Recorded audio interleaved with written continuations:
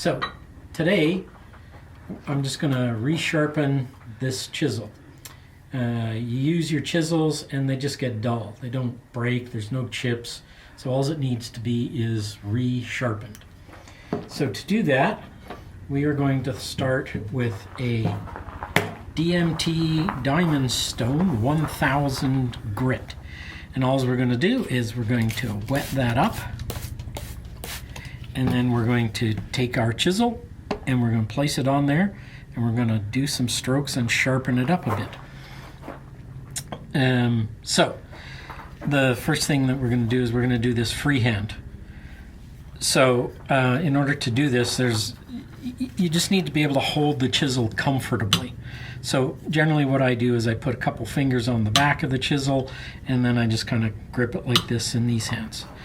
Now I find a patch of water and I rock the blade forward until you can see the water stops pushing out the front and starts sucking in the back.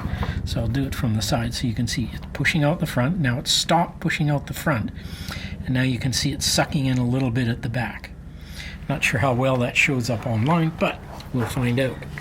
Okay, then once we have the position established, we stabilize everything with our other hand. And that doesn't matter, you can do it however you want. I usually just put it up here. Now I've got my elbow is tucked into my side, the butt of the chisel is up against my body, my other hand is here, its elbow is tucked into my body, and this creates a solid platform. Now I'm going to put my right foot back and my left foot I'm going to put right up against the bench. So like this, you can see it maybe. Yeah. So now I'm going to rock onto my back foot and forward onto my front foot. Now let's watch the chisel as we do that. Okay, so I'm going to pull back, forward. So this creates a flat rocking motion. If I were just to use my arms, then the chisel would be going back and forth in an arc. And instead of getting a flat bevel, I would get a convex bevel. But this will produce a flat bevel. So I just go until I start to see shavings in the water. And you can see that, see? You can see shavings starting to turn up in the water. That means that we are now taking material off of the blade. And since I am only resharpening this blade, we don't have to do that many strokes. I like to do at least 10, but once you start to see the debris from the chisel showing up in there, then you can check the face of the chisel, wipe off the water, and you can see that we're getting a sharpen here on a bit of an arc as the shape of the bevel on the chisel is not perfectly flat. So I'm going to go a little further because I want that sharpen bit to be further up the blade and a little flatter across the entire face.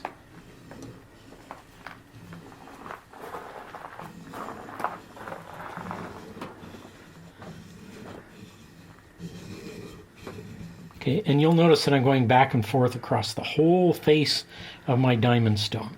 And that's just to make sure that everything stays as flat as possible. Wipe it off. And you can see that now my sharpening goes all the way to both edges and the chisel face is getting flatter. So I'm going to do it 10 more times. If something's worth doing, it's worth overdoing.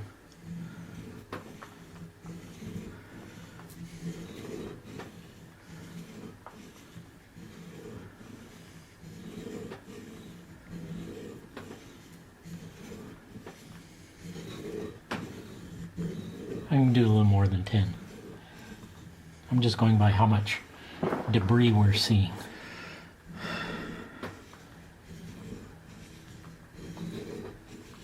So now I've sharpened it, and you can see that the sharpness goes right to the edge on both sides, despite the bevel of this chisel not being perfectly flat. So that is minimally resharpened. Now, this chisel would be good to use like this with just 1,000 grit for a fair amount of work before it got dull enough that you have to redo it again. Okay, so now I've got the bevel basically sharpened, and if I were going to move on and not do any further sharpening, I could take it to my strop. This is a leather on a block of wood with compound in it. So once you put it on the strop, you don't want to do a lot of stropping, because stropping actually kind of dulls your blade. It rounds over the end a little bit. So you don't want to do much of that. So I'm just going to do one, and you can see as it's doing that it's pulling off stripes of the compound. I didn't get that very well. That's okay. 3. Anyway, so now you can see that the blade is much shinier than it was before stropping. And yeah, that blade is now good to use. It's extremely sharp. It'll be perfect for quite a bit of sharpening.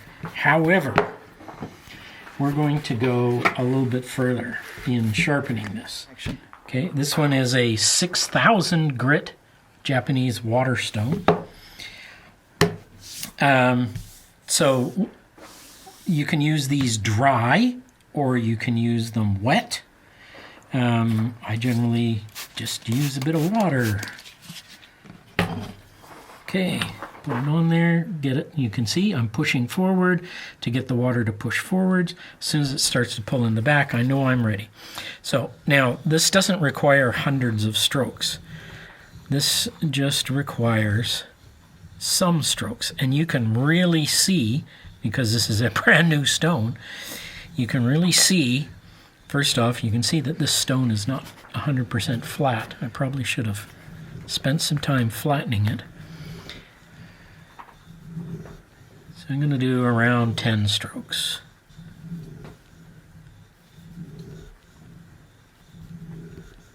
Okay, 10 strokes. Okay, so now that's about 10 strokes on here, and you can see that that edge is now even shinier. And the edge, if you feel it, is even finer. You can also feel that it has now created a slight burr on the back side. So now I'm going to take that over to my strop. I'm going to lay the chisel flat on it, and I'm going to pull backwards and then check. That burr is gone, and it's not moved on to the front. It's just gone. That's good. Okay. Again, you could now strop that 3 times and be done, but we're going to go full Japanese on this one, and we are going to use a last stone. This is a special stone of granite from a particular quarry in Japan. It is extremely fine, and they call this conditioning the blade. So apparently this hardens and stabilizes the metal in the edge, making it last longer. It doesn't do any further sharpening. So again, same thing. Push forward till the water starts to come.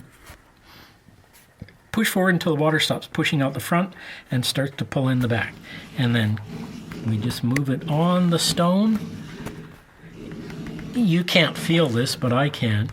The blade is almost frictionless over the surface. Again, I'm going to do about 10 strokes. You can do more if you want. It's very hard to see now, but this blade has gone from super polished, shiny to a slightly less sheen. And there's a kind of softness to the tone, to the color of the blade. Again, there's a very, very slight burr on the back. So we're going to go over to our strop. We're going to pull back. Check, that's gone. It's not on the front. But since we're done now, we're going to polish 1, 2, and 3. And that should give us a, my sock's wet now. That should give us a very shiny, very polished, finished bevel. Not sure how much you can see of that, but there it is. And now this chisel is super sharp. Cut. Okay, so how sharp is this chisel?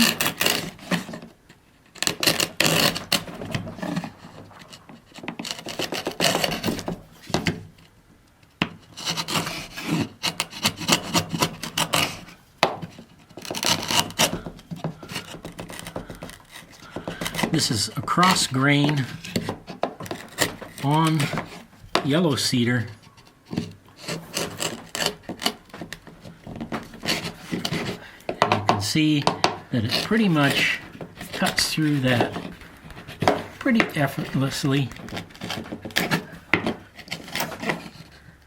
We could probably make that give us a perfectly fine finish if we move it on. Now we're going to be up here.